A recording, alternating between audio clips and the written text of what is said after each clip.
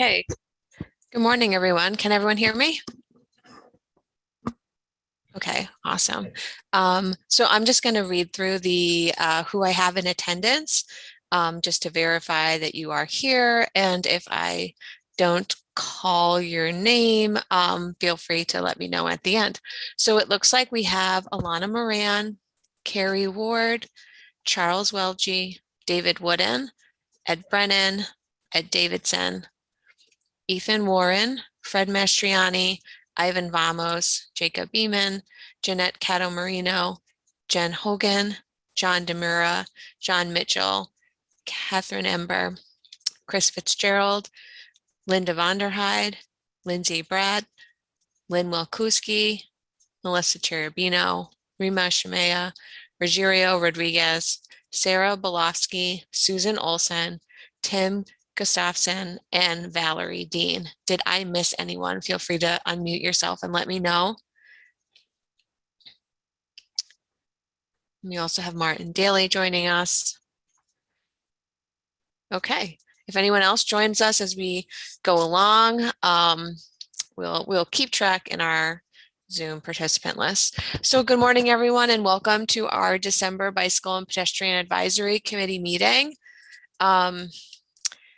We have a pretty full agenda today, and we do want to make sure that we end by 10:30. So we're not going to be rushing or anything, but we will be moving pretty quickly through this. So our next meeting right now is scheduled for January 11th at 9 a.m. And just some of our COVID updates. We are mostly back to normal here in the office in terms of like staff being here, but we are making meetings virtual still, planning committee and policy board, because there's votes that are happening there. We're having a hybrid model where most of our voting members come to the office to participate, and we offer other participants to either Zoom or watch through live stream. So we are testing that hybrid model out to see where we want to go with it, and if it's something that we think could be used long term, even as things do get more back to normal, and we do maybe start meeting in person. I know that the virtual format has allowed a lot more people to participate, and we have more geographic balance in that participation, which I really like. So I would like to be able to continue to offer some sort of virtual option for folks. So going back to our agenda, our first presentation today is from our consultant team VHB with Planning for Places on the Village of Ballston Spa Pedestrian and Bicycle Master Plan. And then we're going to have a presentation from 2K Design on the Schenectady Trails Comprehensive Wayfinding Plan. So right now, Alana, I'm going to make you a co-host if that. That would be great. Thank you. Okay. Good morning, everybody. Good morning, and you should be able to share your screen. Fantastic. Okay, so we have Alana Moran from VHB who's gonna walk us through the Ballston Spa Bicycle and Pedestrian Master Plan. Great, thank you very much. Let's see. I'm going to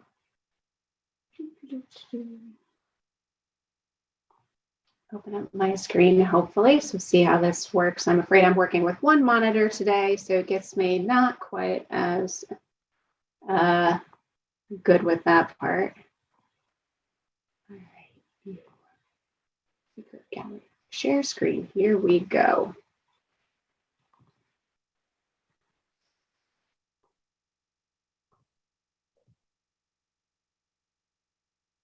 All right.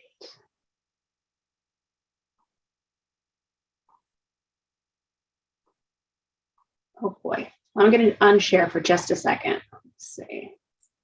Okay.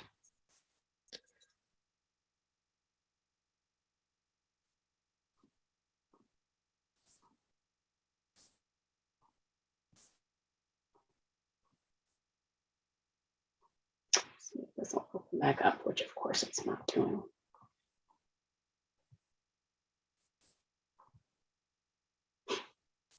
Let me just pop this one more time. But while I'm kind of working on the background, I will just kind of start into a little bit of the background of the project, which is that as part of the linkage study program, Planning for Places and VHB were selected to work with the town of, or the village of Ballston Spa to a bicycle and pedestrian master plan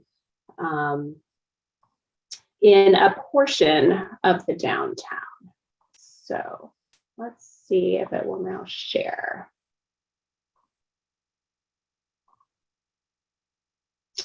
All right, can everybody see my screen here of the presentation? Yes. All right, fantastic. Okay, so this project started out in the spring and kind of has continued through the summer. And here we are getting it all finished up into the winter. So I'm going to jump right in, just knowing that you all have a very full schedule today.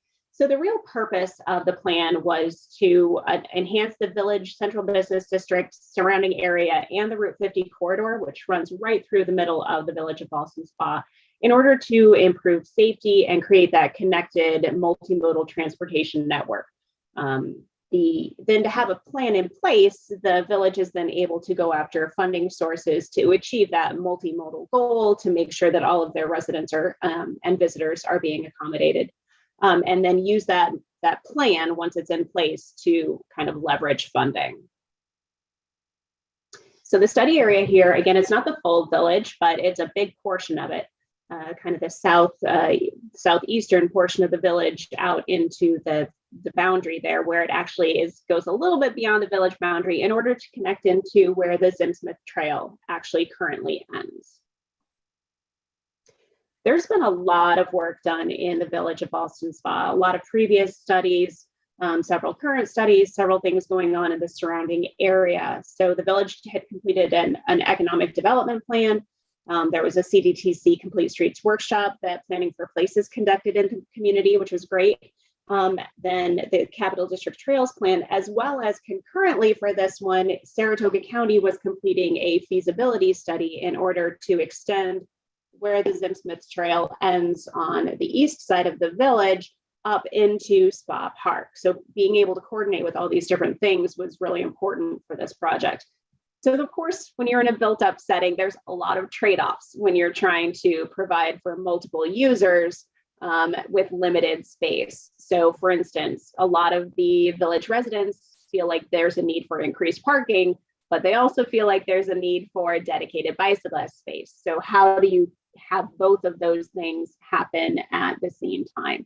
Additionally, when you're working in an infill or kind of a redevelopment type of setting, how do you make your space work with your various design standards and guidelines, right? You need to meet the standards, but let's try and be a little bit flexible to make sure that what's being implemented or proposed works. In those retrofit situations, it's a whole lot harder to do that than when you're just building new. And then finally, being able to prioritize projects in a situation like this is often not necessarily a matter of, these are my top 5 projects here, but if these are my top 5 projects, but I have somebody who's here and able to implement project number 6, let's get that happening. So having a full list or a full suite of projects for the village to really take advantage of is a great thing. So the recommendations really fell into three key components.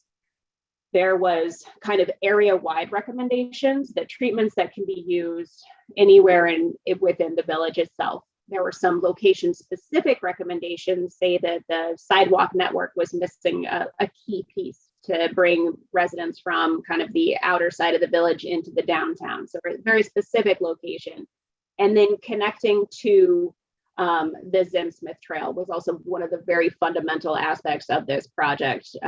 Residents and representatives of the village wanted to make sure that where the Zim Smith Trail is a very heavily utilized trail within the system and within the capital region, I think it might be one of the top in the region, how to get those users into the downtown area to visit the businesses and things like that.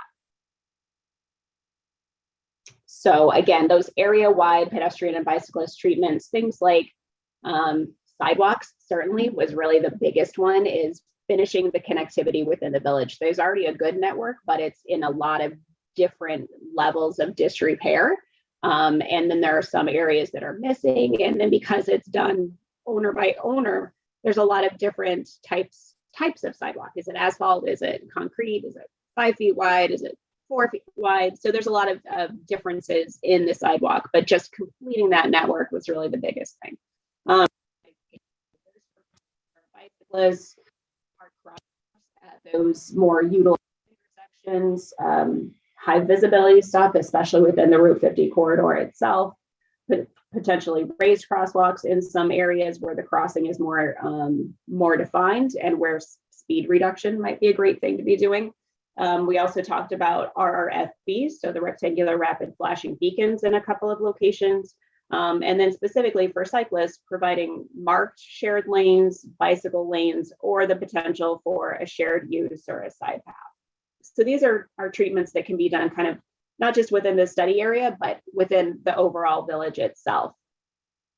The next one that I'm going to focus on a little bit more tightly is kind of connecting into the the Zim Smith network. But what you can see here on your screen is the importance of the sidewalks within the village. As I stated, the village did complete the economic feasibility study or the economic development plan. And one of the things that came out of that was how important it was to have a well-connected, but also good condition sidewalks. So a number of volunteers from the community went out and did a sidewalk rating. So this is a really great base for the village in order to complete an ADA transition plan and identify these priority locations where sidewalks need to be so that it can provide that Alana, for some reason your mic seems to keep cutting out, so I don't know if.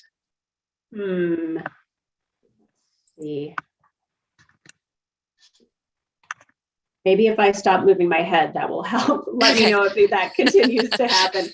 It sounds good now. So I'm using my hands all over the place. So, all right, I'll concentrate on that. Thank you. So connectivity to the Zim Smith Trail is one of really the key aspects of this project. So you can see on your screen here where the access to the end of the Zim Smith Trail is right now, and a location that is already within the downtown area that has bicyclist parking currently. So the opportunity to provide a signed direct connection into the downtown area. And that was done through several different projects, or identified through several different projects. One, East High Street is within, actually not within the village, it's just outside of the bounds, but there's a couple options there, which are restriping East High Street from Oak to Hyde Boulevard with 10-foot travel lanes and 5-foot bike lanes in order to really define that connection and provide space, dedicated space for cyclists to get from the Zim Smith Trail to Hyde Boulevard, which is on the left side of the aerial image there. And then at Hyde Boulevard itself to install high visibility crosswalk with the appropriate pedestrian signing to provide clarity for that crossing for people to and from that area. Jen, is my voice doing better? Yes. Okay, good. The next piece of this is really along Hyde Boulevard, which is a pretty wide road within the town, within the village. And in this section of it, there's no sidewalks or any other type of pedestrian or bicyclist accommodation. So pedestrians, bicyclists, and vehicles all share the same space. So in this instance, what we're recommending is to widen Hyde Boulevard between East High Street and Grove Street to provide sidewalks, dedicated bike lanes, dedicated striped bike lanes, and then separate travel lanes with center line striping. So right now it's just a wide expanse of pavement. It's all it is asphalt. There's no designation. So by providing some of these designations at specific locations, providing that more direct and defined connection for everybody.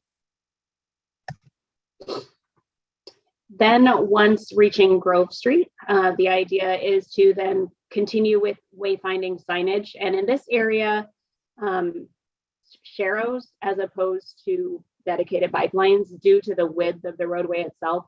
There's also a couple pieces where the sidewalk network is missing. So providing that full pedestrian sidewalk and then sharrows on the roadways and signage to get people continuing into the downtown center. The final piece is really, it's actually a public right of way through here, but it's not really well defined. So from the end of Grove Street near Pine, you'll see the yellow line on your screen, and it's really to provide an asphalt path for pedestrians through here and providing sharrow marking and wayfinding signage to continue to get pedestrians from the Zim Smith on East High Street, up Hyde Boulevard, over Grove, and then through this public right of way to the parking lot near the downtown. Then we're also recommending here to include pedestrian level lighting just to make it more inviting and kind of noticeable that this is really a good connection into the village itself. Finally, for those folks who are not necessarily looking to get right downtown, but kind of go through the village to other places, the northern part of Hyde Boulevard already has sidewalks. So it's really the recommendation for sharrow markings and share the road signs for those bicyclists to continue up through the village to Malta Avenue. And again, there's no striping or anything on Hyde Boulevard here. So we would also recommend providing center lane striping. At this point, I'm going to pass the microphone over to Kathy Ember of Planning for Places, and she's going to talk about a bunch of the public outreach that went into this project. Thanks. So part of this project, we had a study advisory committee made up of members of from the village, from various committees, CDTC, CDRPC, CDTA, NISDOT, also the surrounding municipalities. And we're part of the project itself has 6 study advisory committee meetings. Our last one is actually this afternoon.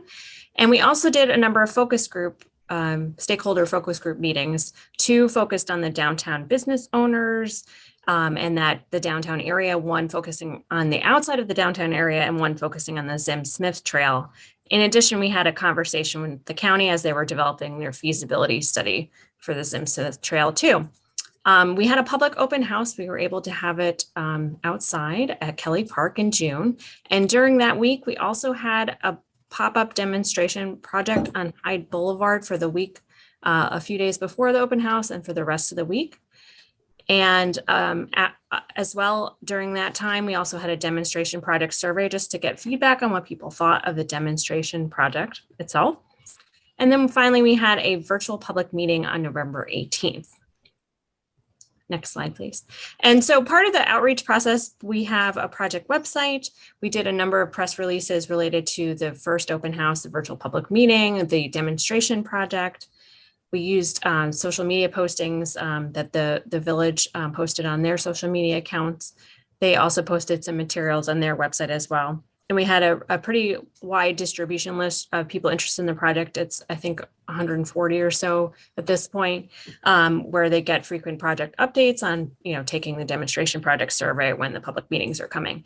We had bookmarks distributed at the village library, rack cards distributed on the bus route 450, and flyers distributed out throughout the village, just to let people know how to find the project website and project materials. And then just to tell you a little bit about the demonstration project, this is on the left is the concept plan. We had two 11-foot travel lanes, two 5-foot bike lanes. And we also maintained parking because in discussions with the committee, they wanted to maintain parking for the pop-up demonstration project. So we put that in June and July. And we also did a survey related to that as well. The majority of those survey respondents loved or liked the demonstration project. Most of the respondents were in the Hyde Boulevard vicinity. There were 45 people who filled it out. So it was a good chunk of the people who live in that area, and as well as some other people in the village.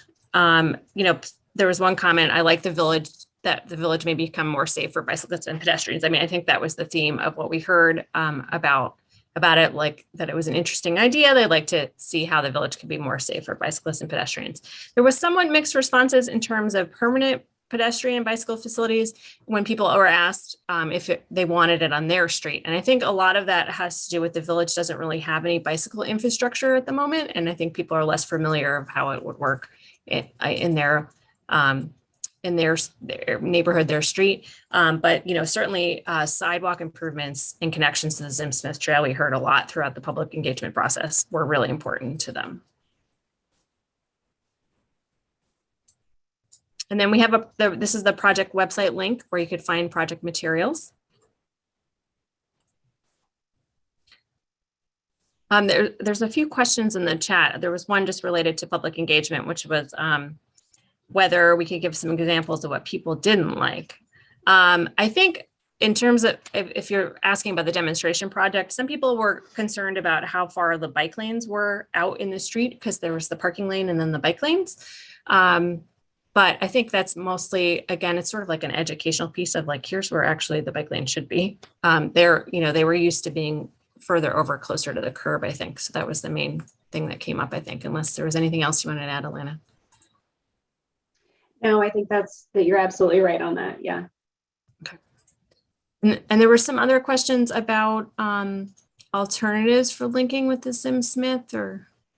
So I see one here about whether there's enough room for the treatment under the bridge on Oak. And yes, one of the things we certainly wanted to make sure we were taking into account was the feasibility of all of these opportunities and all of these projects. So yes, there is actually space, whether it would be for striping narrower lanes. Like I said, we were looking at 10-foot travel lanes and then the bike lanes, or whether they would be shared lanes with sharrow markings instead. Did we consider any other treatment? Go ahead. Yeah, there's a question about swapping the bike lane with parking, so flipping it so that the parking was closer to the travel lanes. Right, that wasn't really something we looked at for Hyde Boulevard, and honestly, mostly because parking is established on both sides of the roadway already, so it was a continuation of it was kind of a continuation of an existing condition as far as the parking goes. But we did certainly talk to everybody about all of the different options. And actually, when Kathy and Planning for Places completed the Complete Streets workshop, they talked to the community a lot about what all of the different options were and how they different look, how the different ones look, and what are some of the benefits and drawbacks of each. Oh, so there's a follow-up.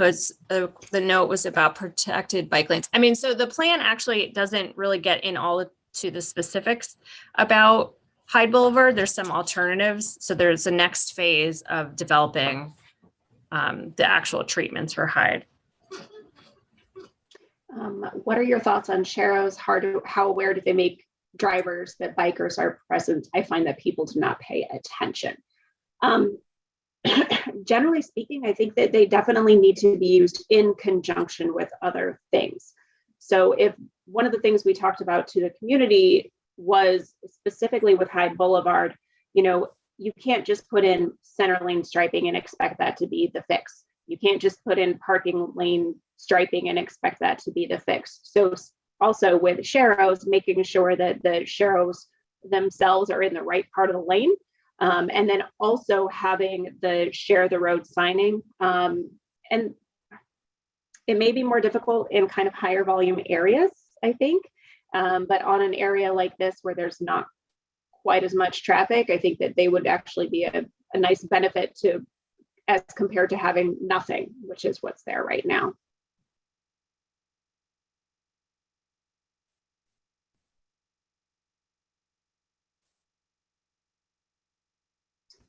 I thought 10.5 was the allowable minimum. What jurisdiction is Oak? So Oak is actually a local town road. It's East High Street that would be working with the Saratoga County, and especially because this section of East High between right next to Oak Street is where they are very much concentrating on their project as far as having the off-street Zim Smith Trail continuing along. They're definitely much more amenable to working with the flexibility of the guidelines and the standards to progress that option. But I see Jen coming back on, which means we are probably reaching our time limit. Yeah, it looks like Art has one more question. If we want to just answer his question and then we can wrap it up. So Art's comment about car parking near the travel lane and having the bike lanes, absolutely, totally understand that it does provide that additional buffer for sure. So thank you everybody for letting us come and be part of your meeting this morning and taking a listen. The final project is, or the final plan is going up on the website in the next, well, shortly. As Kathy said, we have our final study advisory committee meeting this afternoon. So we're excited to be finishing this up and having a good plan for the village. Great. Thank you so much, Alana and Kathy. Really appreciate you spending time with us this morning. Thank you. Okay, so our next presentation is going to be from Chris Fitzgerald from 2K Design, and she's going to talk about the Schenectady Empire State Trail Wayfinding project. Chris, if you just want to tell me when to move the slides forward, I'd be happy to do that. Sure. Actually, so I'm Chris, and hello to everyone. Thank you for having us. And Sarah Polofsky is my partner here. And Sarah is actually going to handle most of the presentation here. So I'll let her kind of take over because the writing part of stuff is really her deal. So. Good morning. Thanks, Chris. Thanks, Hi, Jen. Sarah. Thanks, everybody, for being here. I have to say, I think it's a great way that you set this up, Jen, after hearing Kathy and Alana talk about really beginning to build a plan. We're sort of coming in at a point where the trail is there, and it's really the next level, which is providing sufficient wayfinding to help the folks who are using it. This is our first time with the group, so thanks for having us. We thought we'd share a little bit about us and the work that we do, and then how we approached this project, and certainly where it's headed. So 2K Design is a full service design firm, and as you can see here, there's a lot of elements to that we are involved with. So everything from designing a specific map, which we've done, to a complete website or a complete plan, which is the case here. You can go to the next slide, Jen, thanks. Just some of the examples. I know we have folks on the call or invited to the call representing several of these organizations, but this is a perfect example where there's a water trail guidebook versus the Canale Challenge, which was really conceptualizing and creating the entire marketing plan. Chris, I don't know if there's any other examples that you'd like to mention in this point. Just Cycle the Erie, that was another big project Sarah and I were involved in, creating a branding and promotional plan for the Erie Canale Trail. We did that through Parks and Trails New York, which I'm sure everybody is familiar with, all their advocacy work for trails across the state. We've also done a lot of work for the Hudson River Valley Greenway, which Andy Beers there is handling all of the Empire State Trail. So Sarah and I just finished the very large trail map brochure, which will be in the throughway kiosks across the state and other rack locations. So be on the lookout for that. that promotes the trail. And then a couple other things that we've worked on is some wayfinding stuff for the city of Rome. If anybody's cycled out there, you know, it's a kind of a difficult connection from the Empire State Trail through the city of Rome to get back onto the trail. So that's another project that's kind of similar conceptually to what we've done for Schenectady. And then I've done a little some work for Friends of Genesee Valley Greenway and the trails out there. So we've done a lot of trail work. So we actually had just worked with Andy in creating the physical map, the first physical map for the Empire State Trail when we began working with Schenectady, and it was fantastic to have had this sort of global view and then really be able to narrow it down to one segment of the trail. So Jen, if you'll move forward. The process with this was simple. We met with key stakeholders initially to gather the background that we needed to know about, and also to really hear about the priorities. And I think everyone on this call will certainly relate to the fact that because of the pandemic, what you saw was a huge uptick in usage, that there were people who'd never thought about going out on a trail that were suddenly using it regularly. And what that really created was a significant need for wayfinding, but also for trail etiquette. And we were tasked with making sure that those were sort of top of mind when we were working our way from Pattersonville to the Colony line, but certainly also looking for opportunities and also looking at the existing signage. And because of the work that we've done at the state level and with other municipalities and organizations, having sort of that full picture in mind to make sure that what Schenectady is doing really integrates with larger initiatives that are also underway. The next piece was a great joy to us. I'm a Niskayuna resident. Chris lives in Clifton Park, so we were both very familiar with this trail. I'd also like to put a shout out for not just cycling, but we're both avid rollerbladers and love the trail for that purpose too. I feel like rollerblading doesn't always get its priority when we're discussing this. But we rode the trail over several weeks, often repeating sections mile by mile. It was really the best way for us to experience it in real time, to approach it from both directions. And I think one of the most helpful things that emerged from that, frankly, was we actually saw cyclists getting lost and confused in downtown Schenectady and in a couple of other places. And we were able to have a conversation and almost watch them and how they navigated, which really, I think, informed our work. So and we did help them get back on the trail. Yes, we did. So I think being able to ride the trail and thinking about where those wayfinding signage opportunities were, what was missing, what was absolutely unique to this section of the trail that needed to be pointed out, how the canal and the canal history really could integrate and inform the experience of people who were using it. That was all, we were all able to do that. It was not probably the fastest approach, but we had camera and paper and pencil, and we were constantly documenting as we went. Then we went back and together created a structure and consistency. You all were presented with the plan in advance, so we won't belabor going through that with you. But what you saw was that for each element that we were recommending, there was a logic. They could hang together in terms of their groups. And I think part of the reason we approach the project this way is we know, again, from past experience, that it's not always possible to fund everything right up front, that things sometimes get done in stages, that there are grant opportunities to address a specific piece of a plan. So we really applaud Schenectady County. I know this group was involved in actually creating and looking at the trail in its conception, for taking the time to create that master plan that can live and breathe and continue to inform, and that it can be worked on in pieces as possible.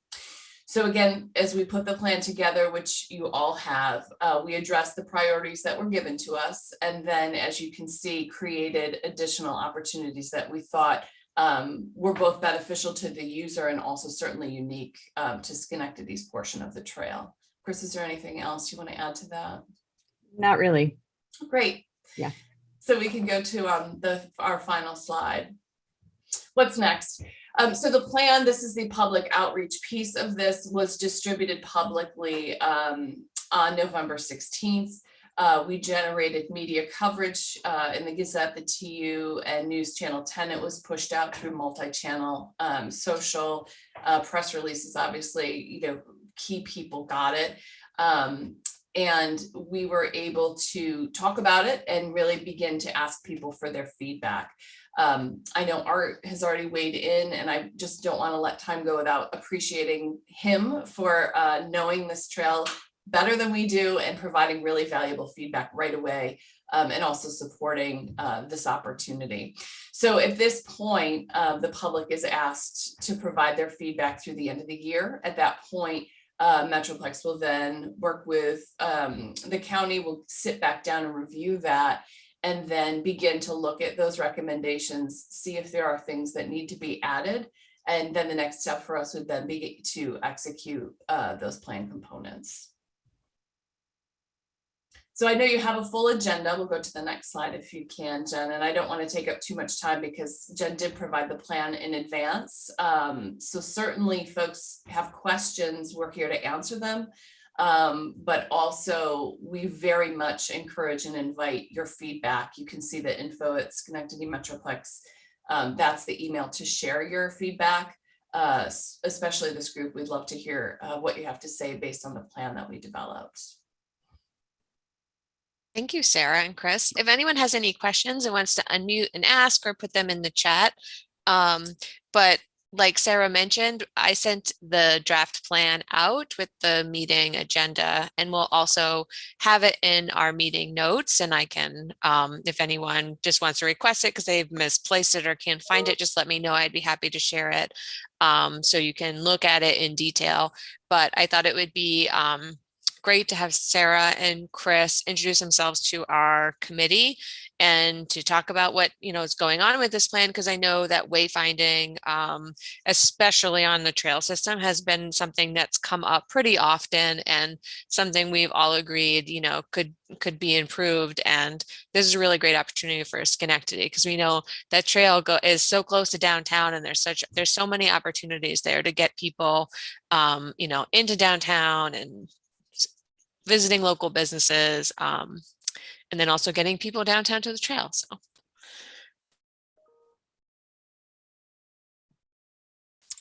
All right, well, it doesn't look like there's any questions. So everyone is welcome to submit comments to the information here. And again, if you have any questions, you can definitely reach out to me or contact Chris at the email address that's listed on the slide. Thanks so much, Jen. Thanks, Thank Jen. you, Sarah. Thanks, Chris. All right. So that is our last presentation for this morning. So our next agenda item is just kind of a discussion. And actually, Jeanette asked a really good question, which kind of is relevant to this agenda item that I wanted to bring up. And it's the Bicycle and Pedestrian Advisory Committee structure and guidelines. So our advisory committee has existed for quite some time, a couple of decades, and we were originally referred to as a task force. Our purpose and objectives have changed a little bit from when we were initiated, and through the years we've been asked by planning committee and policy board to weigh in differently on different plans and programs, or to provide comments in different types of ways, either by memo or having individual members contact project managers. But I wanted to just kind of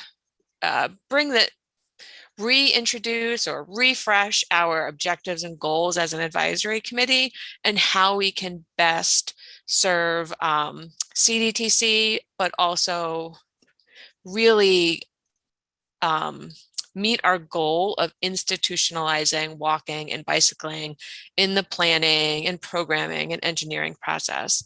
So the main objectives of our advisory committee are transparency in the transportation planning and funding decisions.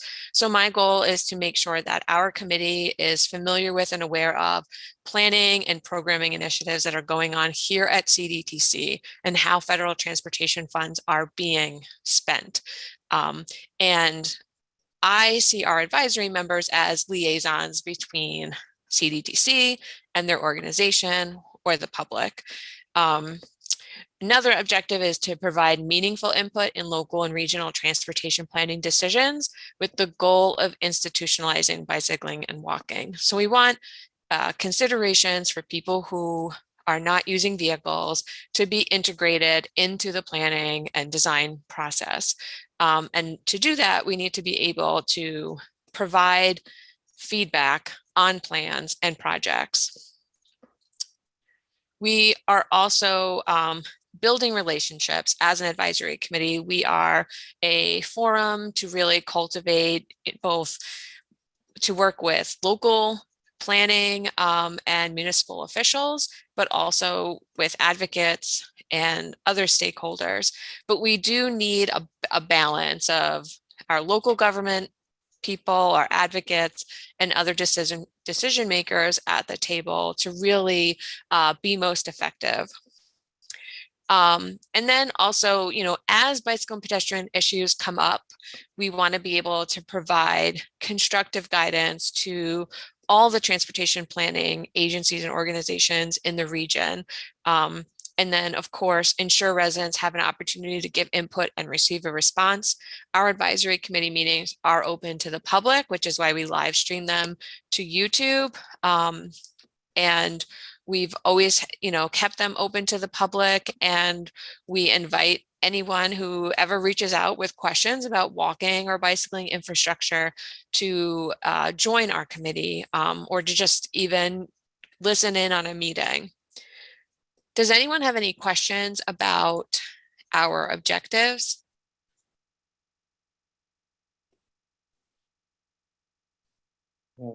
Let me chime in.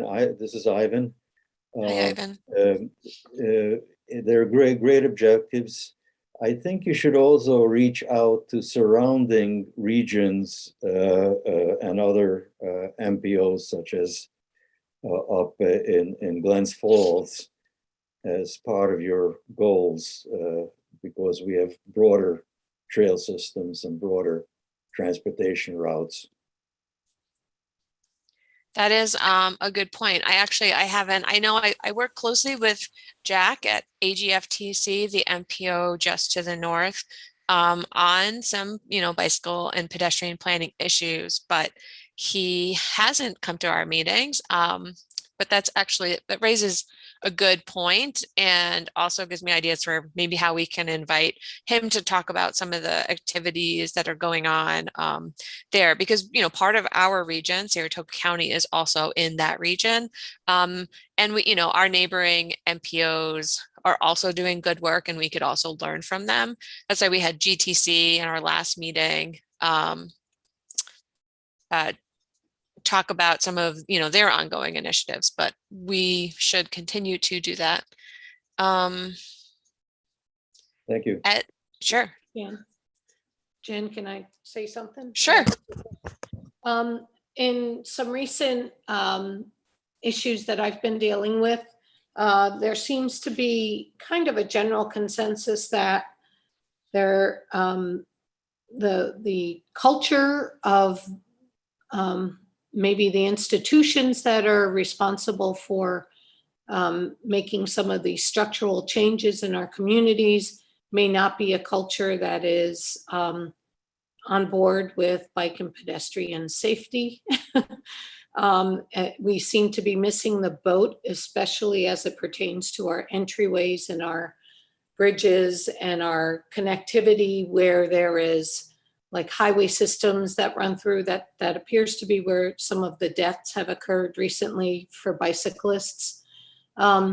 So the conversation that was stirring was that, you know, like DOT's to blame for a lot of things because culturally they're not on board with like thinking of pedestrians and bicyclists. How can that like, how can we pull them into maybe this, or how can we jump on board with them to try to work on addressing that cultural shift, or that, and maybe I'm wrong with what I've heard, but I think that tended to be the general feelings that were coming through with what I was hearing. And it wasn't just like advocates, it was elected officials and people who were monitoring, who are in charge of their community. And we were all saying the same thing. Like DOT is putting that in, they're designing it, they're not pedestrian bicycle friendly in certain areas. I'm not going to say that's across the board, but specifically where highways merge with residential communities and pedestrian and bicyclists are expected to maneuver some of these gateways. So I don't know, that's my thought. How do we get that? How do we get that cultural shift and impact them? So I think that especially at the state level, there's been a lot of progress with bicycle and pedestrian accommodations, the adoption of the Complete Streets Act, and even the smart growth legislation helps encourage better bicycling and walking infrastructure. We have made a lot of progress, and it does feel like an uphill battle always. And that's why we have this Bicycle and Pedestrian Advisory Committee, is that we can have agency staff, we can have local government staff, we can have advocates, we can really have a variety of people that are working on these issues together and sharing information so that we kind of understand all of the different competing priorities and interests that we're all working with. And we definitely have made progress. It's incremental. I know it always seems like we have a long way to go, and we do, but I think that we're making progress. And it's just kind of that consistent, persistent, providing feedback, having these conversations, and bringing up these issues. So, our advisory committee can't act as an advocacy organization, but we do try to, use policy and use programming and planning to really elevate bicycling and walking in the process. I think safety in general is a priority for all transportation planning agencies, especially the state DOT. There's definitely just different perspectives on how that is accomplished. And what we're trying to do is really balance all of these needs. And I definitely understand the frustration, but I think that, we have made progress, and I don't want to say that safety is not a priority for any agency. I'm not saying that it isn't. I'm just saying that it's not, the awareness isn't at our level, I guess. It's at like highway level. And even then it's not safe for I'm thinking of multiple interchange exchanges where it comes off of the highway and into our communities. And they're all like, oh, I'm not going to go near exit 14 or exit 15 for that matter, or exit 13. And then 12 has been the roundabout area. And I hear people say they're not going there because they don't feel safe. So we're creating these exchanges that are still not feeling safe for real people that have to walk or bike those areas. And I don't even know if they're that safe for cars, to be quite honest, but I know everyone's trying. I guess a question I would have here is there someone from DOT that comes to these meetings on a regular basis and reports back to the DOT bigger? Is it you? Is it like a representative from DOT that we have multiple people from DOT that attend almost every single meeting. We have people from DOT that, are in attendance. We have a number of DOT people on our email list, and I know that they review our meeting notes and our presentation materials. When we're working on planning projects, they're, very responsive. They definitely, we have a regional bike ped coordinator, and the main office has a bicycle and pedestrian planning person. So at the MPO level, we meet with her often. We meet with our other state agency folks. So we are always kind of sharing information and definitely bringing up some of these safety issues or some of these concerns that we have with design to there. And I can definitely say that there's, good conversation, and these are issues that are being worked on. There are some limitations that, like design guidance and stuff, that are not things that us as an advisory committee can change quickly, but they are changing over time.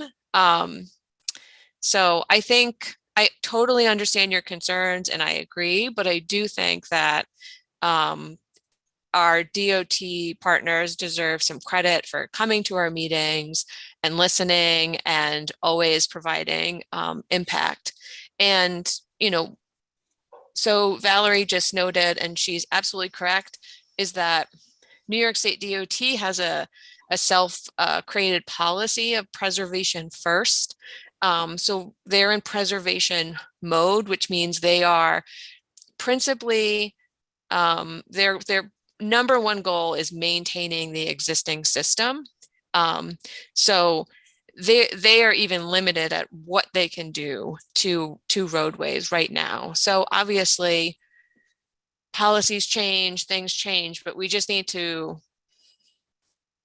keep in mind the kind of the context in which all of this is happening, and hopefully continuing to meet and to discuss these things can create some traction and change at the policy level. And I think we have seen examples of that happening, like with the Complete Streets legislation and Smart Growth Act.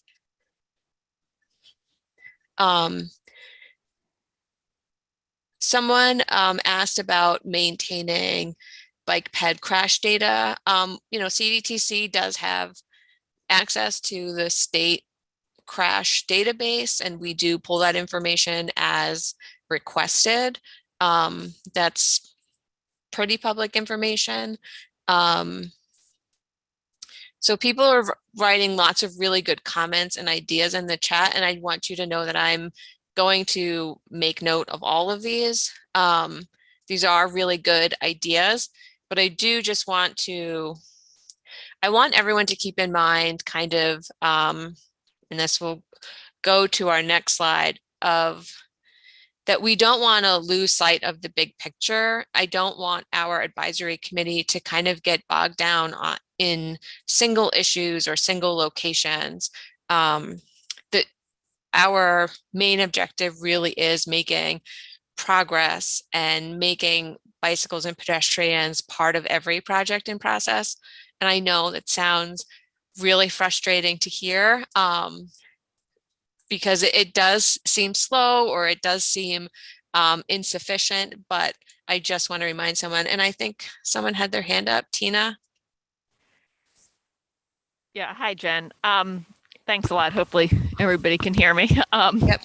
So I just want to say the city recently, we've had an extremely positive discussion with the DOT about one of our roadways. I think one of the things that may be helpful with the advisory committee sometimes is just, you're talking about different stakeholders and different people's, involvement. Sometimes it might be helpful, I guess, to have everybody to have an understanding of how different agencies interact with one another, and maybe just have maybe have a help guide, so advocates and different people can kind of understand, and then have a better method of who to go to sometimes for specific types of questions. I guess that's the only input I'll give on that. But I've been the last one that we had was extremely positive, and I think you are correct. People are really trying to work to make this space much better. And I just want to thank everything CDTC does and everyone else for all the work that you're doing, because I do think we're trying to make this a better space. Thanks, Tina. And I know that obviously there's lots of room for improvement on CDTC's end, on everyone's end, but yes, I think that the existence of our advisory committee is really important and valuable into the region. We have our advisory committee has been used as a model for other MPOs to set up advisory committees. We do have a very unique relationship with our other transportation agency partners, and I think that we continuing to make sure that we're having really productive and meaningful conversations and meetings will continue our progress. Okay. So going forward for our advisory committee, we of course will continue to maintain a regular meeting schedule. However, going into our new UPWP year, which will begin in April, we may have changes to how often we meet. We will definitely continue to meet regularly, but whether or not it's going to be every single month, we're still unsure. I would like our committee to set long-range goals. We've always influenced and been part of the long-range planning process, like New Visions, but having some long-range goals for the committee would also be good, I think, for us to really kind of set a goal and work towards it and make sure that every single meeting we're making progress. Our advisory committee members should expect regular presentations on Capital Region projects and transportation trends related to walking and bicycling. And then, CDTC expects members to act as a liaison between their community or organization and CDTC. And then, of course, developing an annual work plan, which can identify tasks that our advisory committee can work towards. So over the last few years, we have completed some big tasks like completing the bicycle and pedestrian toolbox, or the white paper for the New Visions. We've completed a white paper on measuring level of service for bicycles. We developed a virtual preference survey. We were in the middle of creating a regional trail count program, and we will continue that work. That's been put on the back burner for now, just because CDTC, we're in the middle of a tip update and also hiring new staff. But once we have more capacity, we're going to return to that. And then just kind of some reminders to what the advisory committee isn't, or maybe where some types of conversations or some types of work should be done outside of the advisory committee. The advisory committee is not political. We don't endorse candidates. We don't get involved in political movements, but individuals, of course, can act as individuals and do that.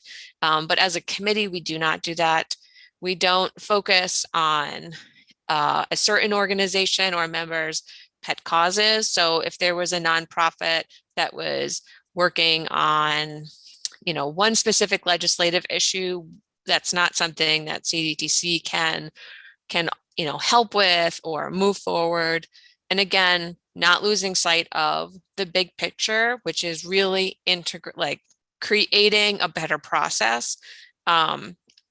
And we want to make sure that our group continues to be diverse and is not just comprised of community members. We need to make sure that our planning agency partners are here and feel welcomed. We need to make sure that local governments are participating and feel welcomed. We really need to have a good cross-section of bicycle and pedestrian planners, engineers, and other professionals here in order to really share information and create good content and things of value that people can take back to their communities, can take back to their agency.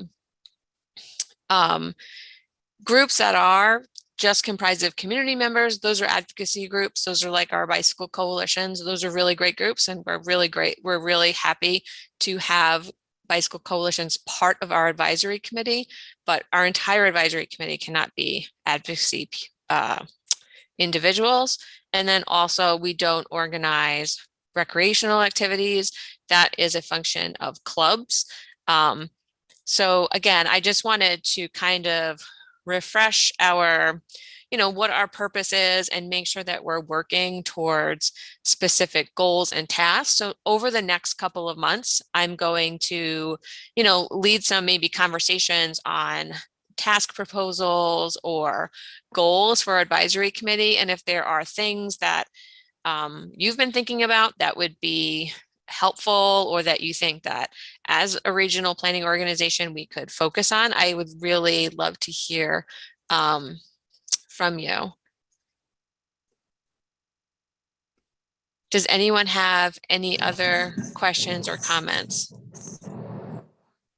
I think this is Martin. I think if it doesn't already exist, kind of what you mentioned is a strong history of successes and efforts this group has led, championed, and advised on. And that may be good to, summarize in a single page, I'd say maybe an annual report from the group touting what they've been doing each year. And that may help members who are coming on or looking back to be able to itemize or understand what the group has been doing each past year. That's a good idea. And, when I say like we're going to make tasks and stuff, I'm also, I'm accepting ideas from advisory committees on what you would like to see from me as the person that's managing the BPAC, from CDTC staff. We can do things like document, our accomplishments, provide an annual report on progress or things that we're, measuring. That's definitely something that we can do.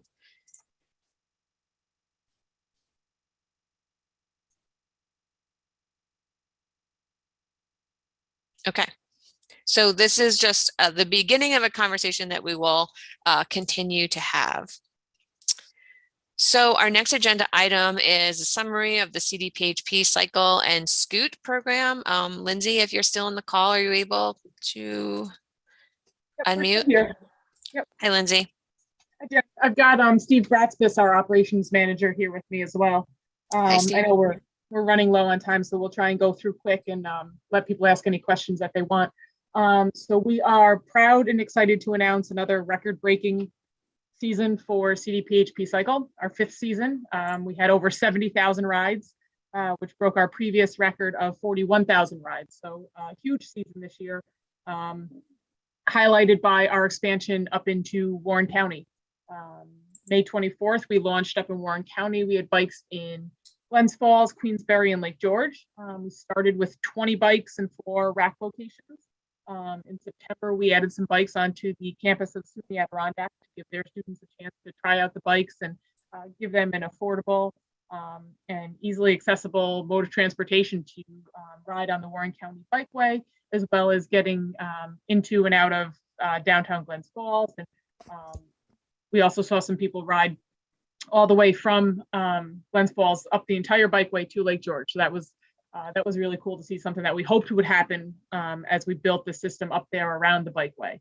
The Lake George rack was the most heavily used rack in that new system area. A lot of tourists who were familiar with how bike share systems work, they were eager and able to jump right on the bikes and ride around. So that was great for us to see. So successful season up there. They had over 1,100 rides in their first season. And we're already in conversations with them about getting more bikes up there next year, getting more partners involved. So we're excited for the potential up there after just one season. We did some promotions this year. We did our very popular Capitol Walls mural tours that we do with Albany Center Gallery. We had 4 of those this year, May, June, September, and October. All 4 of them sold out again.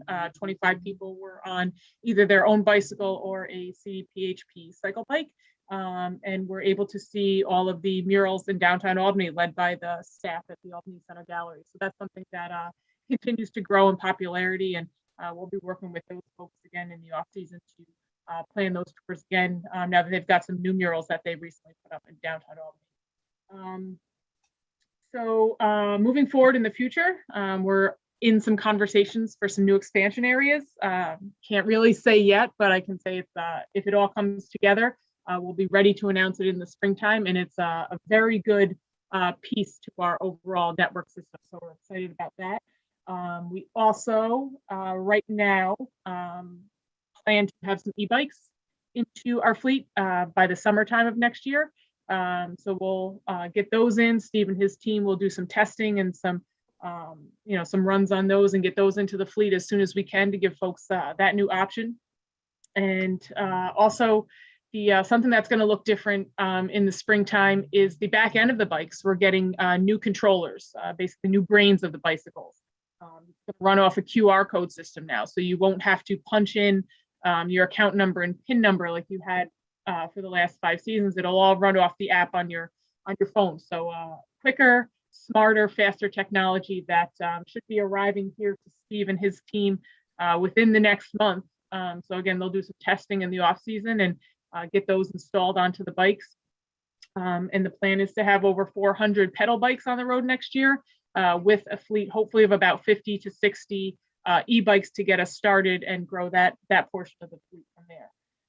So that's it for cycle. Update on scoot. We had a successful pilot season with the scooters. At first, we thought we were going to launch them, as soon as we got them in. We announced we had them, but as we continued to do our research, we decided to kind of slow the pace down on those a little bit and go with a smarter, safer learning pilot program for the summer. So we did, myself and Steve and his team, we did probably 18 to 20 scooter demos where we allowed people to come in Albany, Troy, and Schenectady. We set up a rack to show them what the locking scooters to the rack would look like.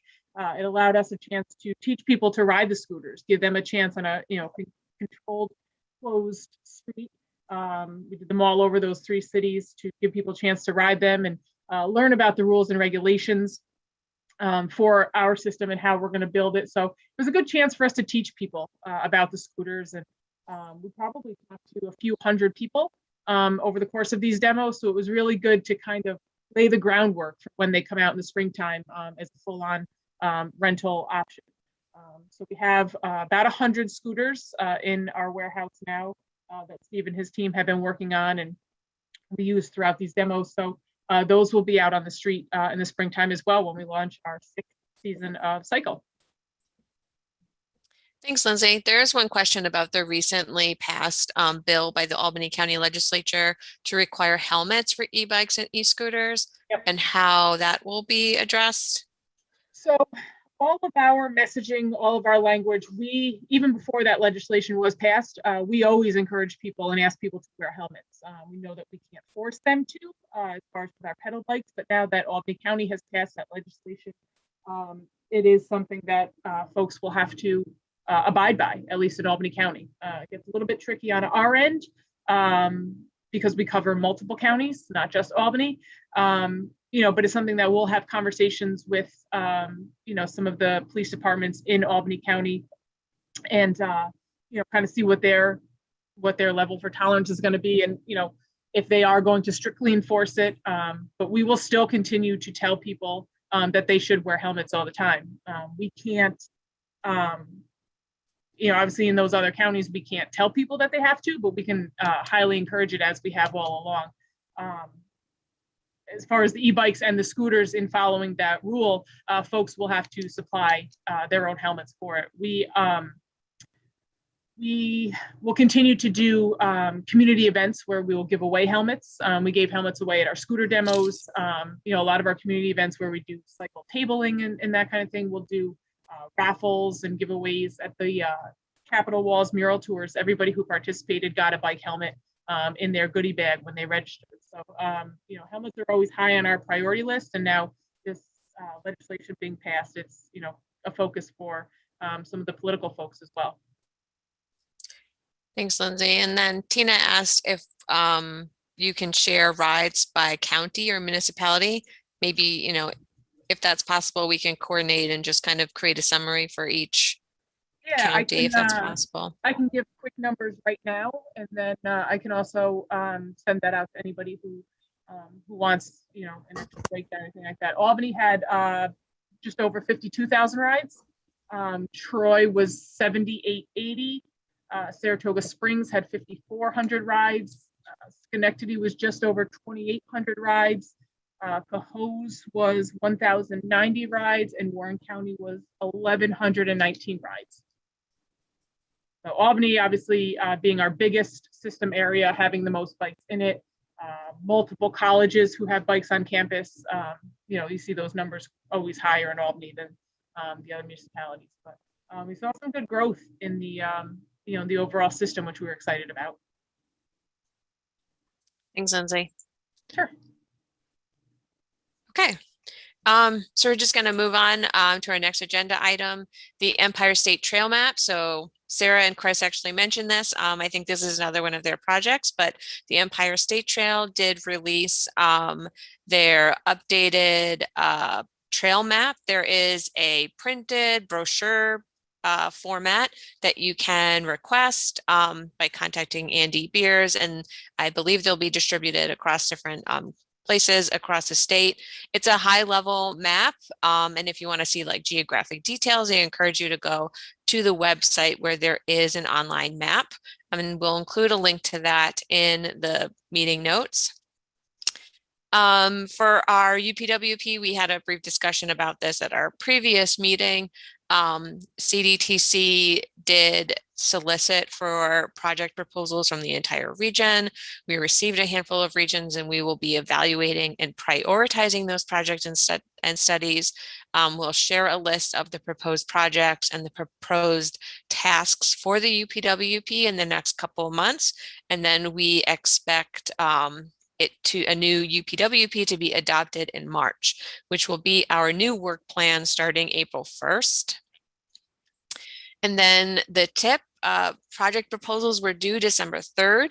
We received about 92 proposals, and CDTC staff is currently working on evaluating them. They go through a very rigorous evaluation process, both quantitatively and qualitatively, and we will be sharing the types of projects, the list of projects with the advisory committee probably in January, if not January, in February. And in February is when the programming begins, and we expect to have a draft tip in March, which will go to the public for comment. We will have a 2-month, 60-day public review process. And then in June, we expect the tip to be adopted. So Capital Coexist, I don't have any big updates. The projects, they need to be completed by the end of this year. We're starting to see all of our invoices come in. So most projects have been completed. We've seen a lot of interesting things done throughout the region. Smart Communities, many of you participated in a recent focus group on transit and non-vehicular mobility. There's a project website, cdtcsmartmobility.com, where you can learn more about our project, about how we're looking at technology and data collection to do better transportation planning and to improve mobility and access to transportation in the region. There is a video of the focus group on the website if you missed it and you'd like to participate, and there are some survey questions. New Visions can continue with our implementation. The next virtual learning series webinar is Tuesday, December 21st at 3:30 And our director, Sandy Misowitz, will be talking about what's in the infrastructure bill, the bipartisan infrastructure bill that was passed a couple months ago, and then how can the capital region be ready? I know there's been a lot of talk about the infrastructure bill, a lot of talk about funding or expanding programs, but we continue to track this and talk with our partners at the state and federal highways to understand exactly how this will impact CDTC. And Sandy will be doing a presentation on this next Tuesday. So I am, for the interest of time, not going to go through all of our ongoing planning initiatives. We do have a lot of consultant contract work that we are managing right now. And all of these projects and their status can be reviewed in the status spreadsheets that went out with the meeting agenda. And oops. And then we have one final thing, and I don't know if I skipped over the slide, but we did have the end of the Ditch the Car campaign. And Rima, are you still on the Zoom? Yes, I am. Can you provide a summary of the Ditch the Car campaign? How that went? So in 2021, we didn't do a bike to work challenge again because of COVID. So we did a Ditch the Car challenge instead that was for all ages and for all non-SOV modes and for basically all types of trips, not just work trips that weren't besides recreational trips. So if you were going to the grocery store or going to visit a friend or, doing some sort of errand or going to work, then all of those trips counted as long as you weren't driving alone in a car. So we the challenge launched in early June, and it ran up into early October. We recruited 84 participants. They logged in over 1,700 trips and totaling over 23,400 miles.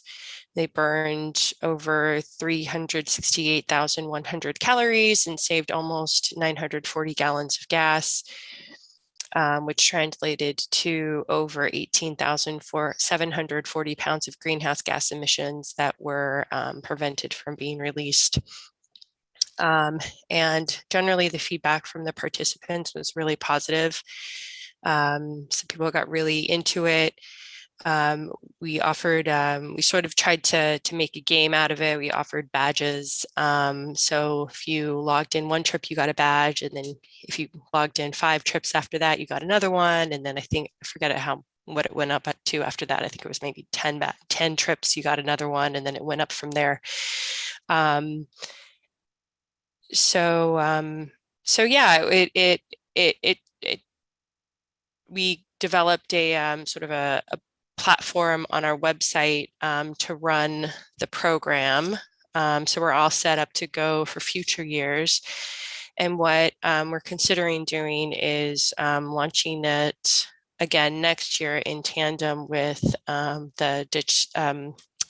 Bike to Work challenge, which I think we will be offering again in 2022. Thanks, Rima. Yep. And we have maybe we can share in the notes or provide a link. There were some really good photos that people shared from their trips. And I thought that they were a fun way for the people to engage, but I think it was also fun for us to be able to see how people were documenting their trips. We included some of them in our upcoming newsletter, so we can share those also with the committee. Yeah, sure. What's the best way to do that? I mean, if you send them to me, we can just put them in the notes, or I can put them on our website, or if we put them on the Ditch the Car page, we can link to them. Yeah, I can create a photo page like I did with the Bike to Work photo, I had a photo gallery for Bike to Work, so I can do that with Ditch the Car too, That'd be awesome. and send you a link to that. Great. Cool. All right. Thanks, Rima. Yep. Okay, so we have about 5 minutes. If anyone has a big project or public participation process that's ongoing or upcoming that they would like the advisory committee to be aware of, you can unmute or quickly put it in the chat and I can announce it.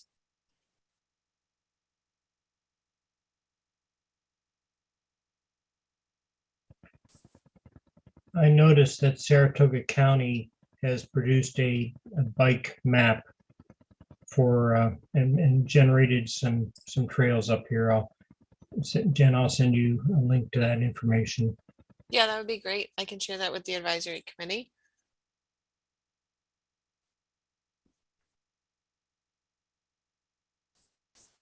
Okay. Thank you, everyone. Our next meeting is scheduled for January 11th. It will likely be virtual. And again, I'll keep everyone updated as CDTC continues to schedule meetings and what format we hold them in. But for now, I think we are going to continue to do Zoom. If anyone has any ideas or comments about this meeting format or feedback on this meeting format, I'd love to hear. So as we plan for our next work plan year, we know what the committee prefers or expects as far as meeting access going forward. So with that, I hope everyone has a very great holiday, a very safe holiday. And I know it's cheesy, but I will see you all next year.